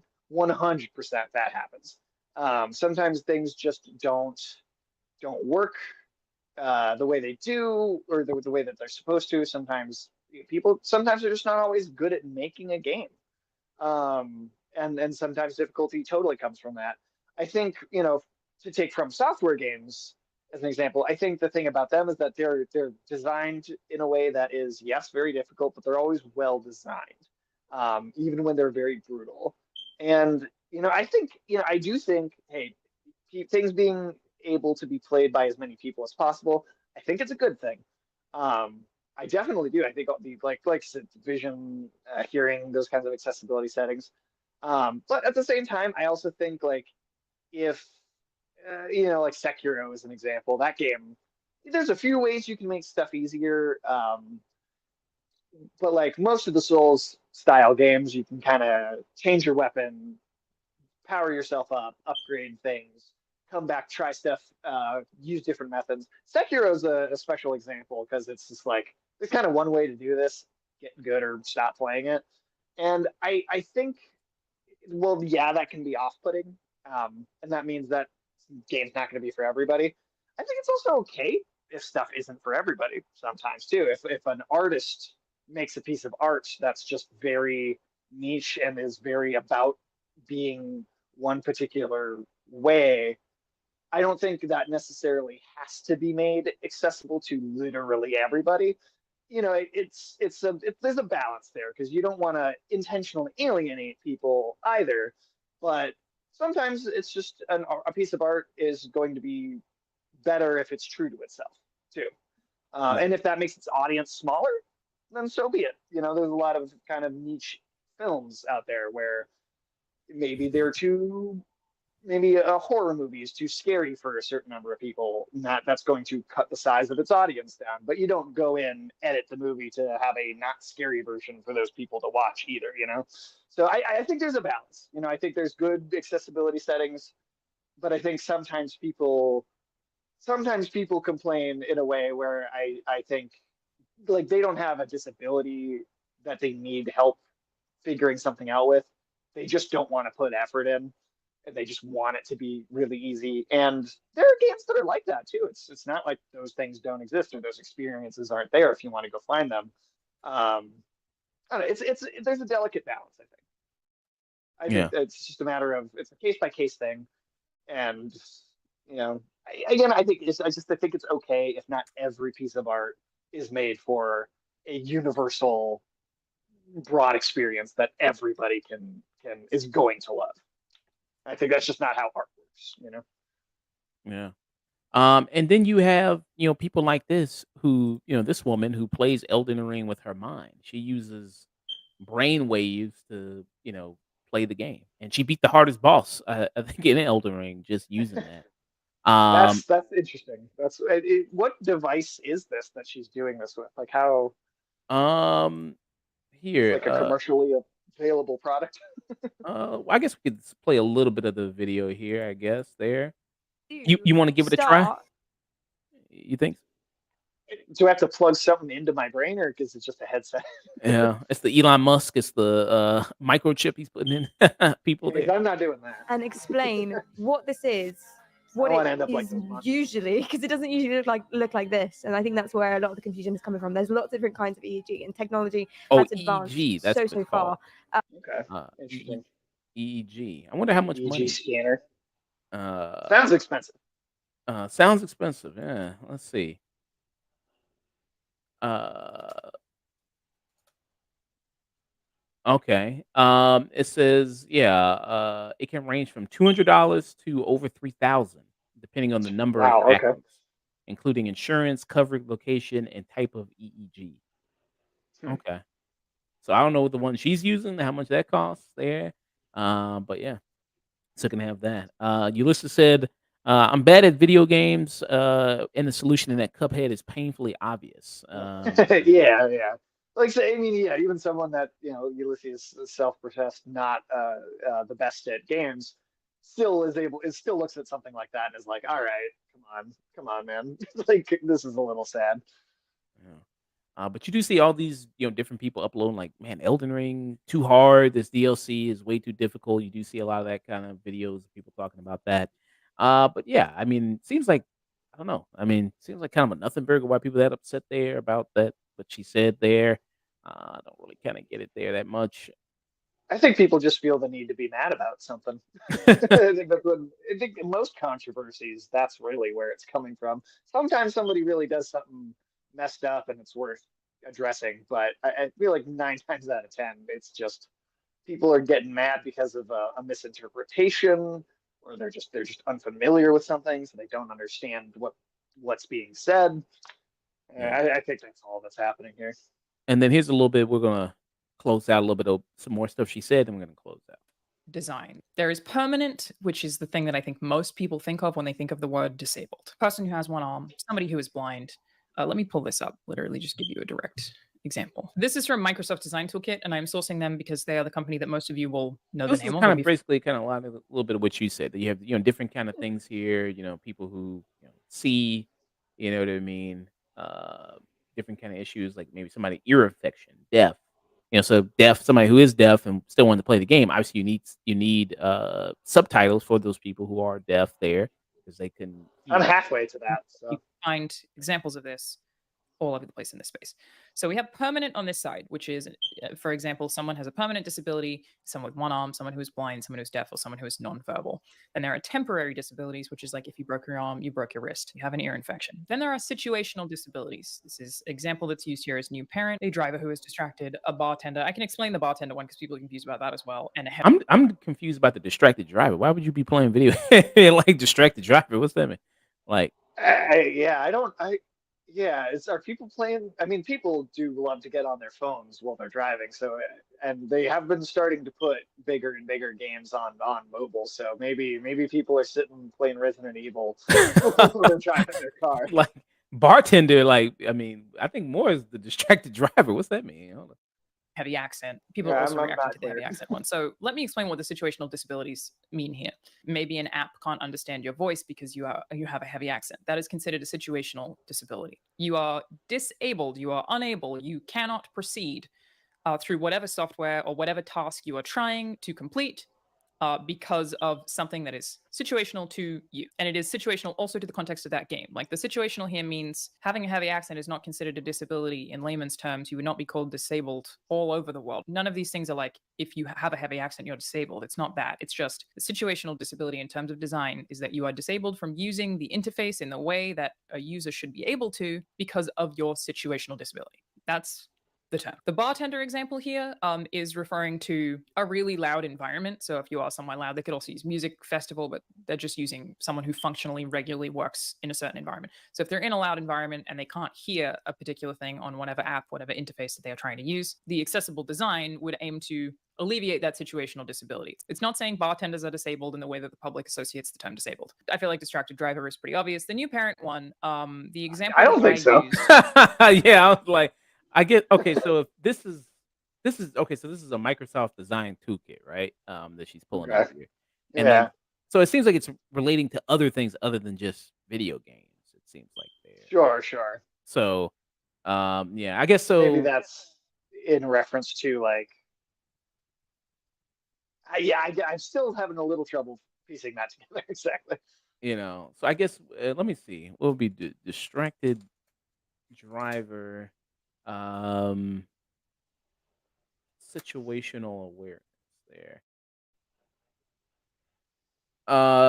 It says so situational awareness while driving is being aware of the entire traffic. Oh, let me see. Distracted driver, situational disability. That's what I want. Cause yeah, huh? It seems like people being upset about that term. It seems like it's a misinterpretation of it. Like they are thinking of like like kind of how you colloquially and casually might use the word disability in a conversation. Whereas if you really listen to what she's saying, it sounds like she's using it in a more clinical, scientific, like literal etymology root of what the word means sense, where it's altered in its meaning, right? In that particular context, which I mean, that's what people are allergic to on the internet is context, right? So Yeah. I mean, here's the where she pulled it from, but I'm not seeing like an explanation exactly of like why the yeah, well, I'll put out distract. my own PSA here. Don't play video games while you're driving. That's stupid. Don't do it. Yeah. Okay. Well, yeah. I hope it's not like a product of the Nintendo Switch being an on-the-go system. which again is fairly commonly used. I didn't invent the term, it's been around for a really long time. Is if you're a parent, you're trying to play a game like Elden Ring and you are halfway through your boss fight and your kid runs across the floor and does something dangerous, you have to drop the controller and go and get them. That would be considered a situational disability, in that situation, you are unable to complete the task that you are trying to complete because of something that happened to you situationally. You have been disabled from completing the task. Yeah. So yeah, she kind of like I said, explains it more, breaks it down there of the term of how it's used. Like I said, more of a clinical kind of way of it, the way it's kind of used there. I mean, I think if a kid, I mean, if in the situation, I mean, I guess a better situation for her to describe if like the kid was crying and you had to like go to the kid. Not necessarily a kid is crying doesn't mean that it's like an emergency that the kid is crying that you necessarily Right. need to do it, but you could just go like, okay, well, I need to go do that and then pause it and then go do it. But if a kid like ran Right. across and like smashed his fucking head against the wall, obviously that's more of a serious thing that you would just drop the controller, period. I mean, it doesn't matter if you Yeah, at pause it that or not. point, like, who gives a shit about the game, right? Yeah, unless you really care about beating the boss. Like you're like this close, like bro, like kid, your kid is bleeding out on the fucking ground on the carpet. It's like, And hold on, Timmy, we'll go to the hospital in a minute. yeah, you don't understand. I've died already 50 times on this boss. I'm so close. But so I guess that would probably been a better example there to use. But Yeah, I mean, so good for her. I learned something about all these kind of different things here. The terms that are used there in terms of Tipperary. I mean, you kind of already know as a person. The main of people just you know, it takes a little bit to just think a little bit harder about it. If you think like, yeah, broken arm, you're disabled in that moment. You're not permanently disabled. You're just disabled in that Right. moment. Limited ability if you twisted your ankle or something like that and you had to walk on crutches. In the examples like ear infection. If you have an ear infection, obviously that limits your hearing to a degree if you have a really bad Can ear mess with your balance too, and yeah. yeah, laryngitis is also mentioned here as well there, so that kinda messes up, because some of these, allows you to speak into the controller, some of them kinda want you to do that as well, and then if you I have played at least one game in my life that you couldn't even finish if you weren't able to do that. So yeah. So yeah, obviously a lot of those things kinda come up, in terms of games there, so it's not about just making games easier or trying to make them, dumb it down for people, it's like some people need, a little bit of those extra things when it comes to video games. So yeah. Um, yeah, that was our news topic there about Elden Ring and situational disability. All right. So we're gonna be getting out of here. We're gonna rate somebody. Ulysses or Sage, if you had somebody on right now and you want to run, the only person I'm really seeing is Vanny, which you mentioned yourself earlier. I'll go ahead and raid Vanny Sphere. Good old Vanny. Love me some Vanny here. He's always playing that Final Fantasy. Vanny is. Always playing that good old Final Fantasy. I'll go ahead and give him a Oh raid. yeah. So we'll be back. Like I said, I'll be streaming Nick and Dusk and myself. We're gonna be doing Beverly Hills Cop XOF. We're gonna be doing Despicable Me 4, and we're gonna be doing Maxine. No news as of yet of what we're gonna be talking about, but maybe something will be coming up there. But yeah, that's the three things that we're gonna be reviewing this Friday, 9 p.m. Central Standard Time on twitch.tv/afternoon tune. Probably a stream this Saturday. We're gonna be doing their best and maybe worst of so far this year, 2024 since we're already in July. It's already the seventh month already. Damn. Well, where did this year go? Man, so we're already there. It's Um, just a haze, man. yeah, already in July. So we're gonna be over halfway there of 2024. And yeah, we're gonna be doing our best and worst of so far. And no stream I got planned Sunday. I'm gonna be talking to Mike Hedgewood though, and maybe we're gonna be doing um try to review One Piece arc by arc. Maybe do that. Not this Sunday, but maybe the next Sunday there. But I'm gonna have Ulysses, I'm gonna have you, I'm gonna have Sky. Come on the show this upcoming Monday. We're gonna be doing a review for Three Body Problem, the Netflix show there, based on the hugely popular book there, Chinese book, sci-fi book there, hugely popular. That has a show out right now. Sage, where can people find you? What you got going on? Your streams? What you got coming up next? All that good stuff. Okay. You can find me over at Twitch, YouTube, Twitter, all under the name Rated M for Immaturity. We do streams every Tuesday afternoon, Friday evening, and a late Saturday night. We just wrapped up our Elden Rings. We're moving through a couple other games: Evil West, Titan Souls, Wulong Fallen Dynasty. Got a bunch of that stuff going on, and the clock is ticking down to Black Myth Wukong, which we're going to do a big launch stream for when that comes out. Yeah, you guys gonna stay up all night till it drops, then play it. Oh, probably not the like 11 p.m. type launch stream, but that next day I think we'll be getting into it. Yeah, Black Myth Wukong. That comes up with August 3rd. I want to say it's August 20th. Oh, August 20th. Okay. All right, August 20th. I will be there for that. I definitely interested in that. Black Myth Wukong there. If Uh, you're paying attention to the video game industry at all, I think this is kind of, at least for me, the number one most interesting looking release for the entire year. awesome stuff. And so like I said, we're gonna be back Monday there. You think you can finish Lifeless Moon by Monday? You think you can do that or Oh, I think so. I don't think that game is more than like 2-3 hours long. okay. So yeah, you got a review code for this. And yeah, give me Lifeless Moon there. Yeah, Very I nice. have to double check the embargo date that because or you're only supposed to be able to talk about it at a certain time on a certain day. I think that's after that has come and gone though. I'll just have to go in and double check that. Okay. Very nice. All right, I'm gonna raid Vanny Spheres here, playing that Final Fantasy. Very good guy. If you guys can give him some love, that'd be greatly appreciated there. Yeah. And thank you, listeners, for stopping by. Thank you, Sage, for helping me out with these reviews. Much appreciated, Hey, man. thanks for having me, man. I'm gonna start this raid. Yeah, very good stuff. We'll be back Friday, people, doing all those good reviews. All right, stay tuned. Awesome. And we're out of here. Hell yeah.